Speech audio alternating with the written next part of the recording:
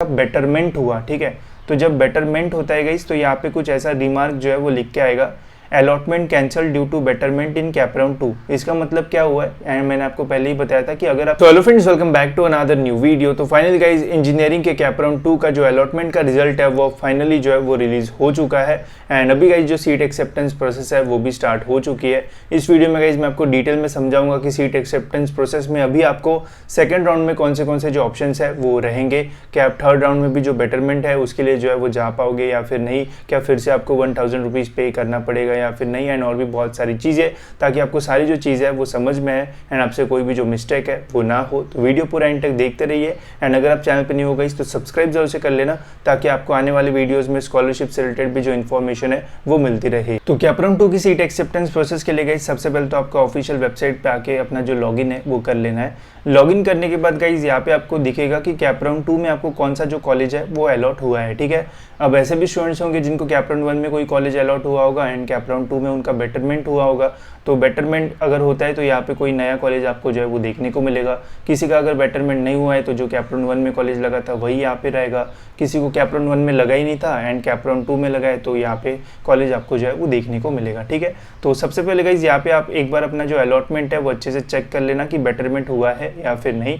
तो यहाँ पे आपको लेफ्ट हैंड साइड में ऑप्शन मिलेगा, उसके ऊपर क्लिक कर लेना, यहाँ पे आपकी डिटेल्स रहेगी।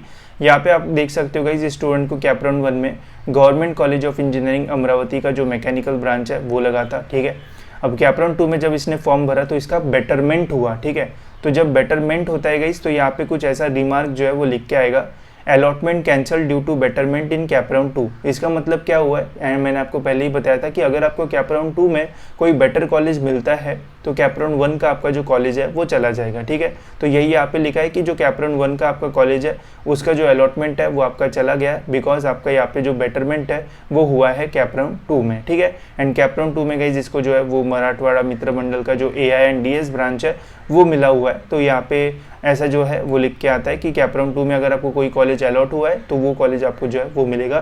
कैप राउंड 1 का जो कॉलेज है वो अब चला गया, ठीक है। अब आप उसको जो है वो चूज़ नहीं कर पाओगे। अगर आपको चाहिए तो फिर आप थर्ड राउंड में उसके लिए अप्लाई कर सकते हो, बट ऑप्शन नहीं मिलता है कि दोनों में से कौन सा चूज़ करूँ। अगर लगता है बेटर वाला तो बेटर मिलेगा, नहीं लगता है तो जो आपको पहले से मिला है वही आपको जो है वो मिल जाएगा, ठीक है। अब देखो गाइस यहाँ पे सीट एक्सेप्टेंस डिटेल्स में पहले से ही बेटरमेंट नॉट फ्रीज ऐसा जो है वो लिख के आ रहा है। तो इससे गाइस कंफ्यूज मत होना, ठीक है। ये आपने कैप राउंड 1 में किया था वो आपको उसका जो स्टेटस है वो हमें यहाँ पे जो है वो देखने को मिलता है। तो ऐसा मत समझो कि अपने आप ही जो है वो बेटरमेंट हो गया है, हमें खुद से जो है वो बेटरमेंट करता है। अगर आपको कैप राउंड 3 में जाना है तो खुद से बेटरमेंट करना पड़ेगा।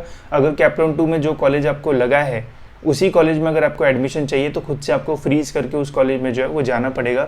गलती से ऐसा मत समझना कि नहीं यहाँ पे तो बेटरमेंट लिख के आ गया है तो अपने आप बेटरमेंट हो जाएगा और कैप राउंड 3 का मैं फॉर्म भरूंगा। तो अगर ऐसा करोगे तो गाइज आप कैप राउंड 3 का भी फॉर्म नहीं भर पाओगे एंड जो कॉलेज आपको लगा है वो भी आपके हाथ से जो है वो चला जाएगा, ठीक है। तो सीट एक्सेप्टेंस प्रोसेस करना बहुत इंपॉर्टेंट है। तो यहाँ से देख लेना कि कौन सा कॉलेज आपको जो है वो मिला हुआ है, फिर गाइस सीट एक्सेप्टेंस प्रोसेस के लिए जो है वो आना, ठीक है। तो होम बटन पे यहाँ पे जो है वो क्लिक कर देना, फिर से हम यहाँ पे जो है वो आ जाएंगे। अब यहाँ पे देखो गाइस कैसे दिख रहा है, तो यहाँ पे आप देख सकते हो सबसे पहले सेल्फ वेरिफिकेशन, ये सब कुछ हमने जो है वो कैप राउंड 1 में ही जो है वो कर दिया था, बिकॉज स्टूडेंट को जो कॉलेज है वो कैप राउंड 1 में लगा था एंड बेटरमेंट के लिए गया था, ठीक है। तो जो भी स्टूडेंट्स जिनको कैप राउंड 1 में कॉलेज लगा है एंड जिन्होंने बेटरमेंट किया था तो उनको कुछ ऐसा ही जो इंटरफेस है वो दिख रहा होगा। जिनको फर्स्ट टाइम कैप राउंड 1 में कोई कॉलेज नहीं लगा था एंड कैप राउंड 2 में पहली बार कॉलेज लगा है तो उनको बस ये 3 ही स्टेप जो है वो दिख रही होगी, उन्हें पैसे जो है वो पे करना पड़ेगा।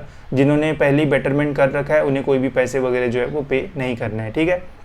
अब देखो यहाँ पे आपको आना है, ये 3 स्टेप्स पहले से ही 3-4 स्टेप्स पहले से ही कंफर्म रहेगी, बट फिर से गाइज यहाँ पे आपको देखो ऑप्शन मिलेगा give seat acceptance option freeze और बेटरमेंट फॉर कैप राउंड 2, ठीक है। तो कैप राउंड 2 के लिए फिर से आपको बेटरमेंट या फिर फ्रीज जो है वो करना है।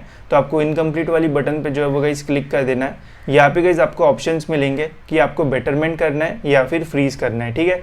तो अगर आपको कैप राउंड 3 में जाना है तो आप जो है वो बेटरमेंट कर सकते हो। बेटरमेंट करके क्या होगा कि जो कैप राउंड 2 का कॉलेज रहेगा वो आपके पास आ जाएगा एंड कैप राउंड 3 के लिए आप जो है वो ट्राई करोगे। कैप राउंड 3 का ऑप्शन फॉर्म आपको भरना पड़ेगा, वहाँ पे जब रिजल्ट लगेगा अगर कैप राउंड 3 में आपको और कोई बेटर कॉलेज लगता है तो कैप राउंड 2 का कॉलेज आपके हाथ से जो है वो चला जाएगा एंड कैप राउंड 3 में जो कॉलेज आपको मिलेगा वही आपके पास जो है वो रहेगा, ठीक है। तो ऐसा होता है एंड कैप राउंड 3 में अगर कोई भी कॉलेज नहीं लगा तो जो कॉलेज आपको कैप राउंड 2 में लगता है वही आपको कैप राउंड 3 में जो है वो मिलेगा, ठीक है। वही अगर आप फ्रीज करते हो तो जो कॉलेज आपको कैप राउंड 2 में लगा है उसी कॉलेज में जाके आपको अपना जो एडमिशन है वो कंफर्म करना पड़ेगा, वहाँ पे अपने सारे जो डॉक्यूमेंट्स है वो देना पड़ेगा एंड आपका एडमिशन हो जाएगा एंड आप कैप राउंड 3 के लिए जो है वो एलिजिबल नहीं होगे। ठीक है, इसके अलावा गाइस कुछ स्टूडेंट्स की ये भी क्वेश्चन है कि अगर हम अभी फ्रीज करते हैं या फिर बेटरमेंट करते हैं या फिर कुछ भी करते हैं तो क्या हम वैकेंट राउंड के लिए जो है वो एलिजिबल रहेंगे या फिर नहीं। तो देखो, आप कैप राउंड 1 में एडमिशन लेते हो, 2 में लेते हो या फिर 3 में लेते हो, कैप राउंड में जो भी पार्टिसिपेट करता है वो सभी स्टूडेंट जो है वो वैकेंट राउंड के लिए जो है वो एलिजिबल होते हैं। तो ऐसा नहीं है कि आपने फर्स्ट राउंड में एडमिशन लिया तो आप वैकेंट राउंड के लिए एलिजिबल नहीं रहोगे। सभी स्टूडेंट जो है वो वैकेंट राउंड के लिए जो है वो एलिजिबल रहते हैं। अगर आपको अप्लाई करना होगा तो कैप 3 के बाद वैकेंट राउंड के लिए अप्लाई कर सकते हो। अभी एडमिशन लेना है तो फ्रीज करके ले सकते हो एंड ट्राई करना है तो बेटरमेंट करके कैप राउंड 3 के लिए जो है वो जा सकते हो।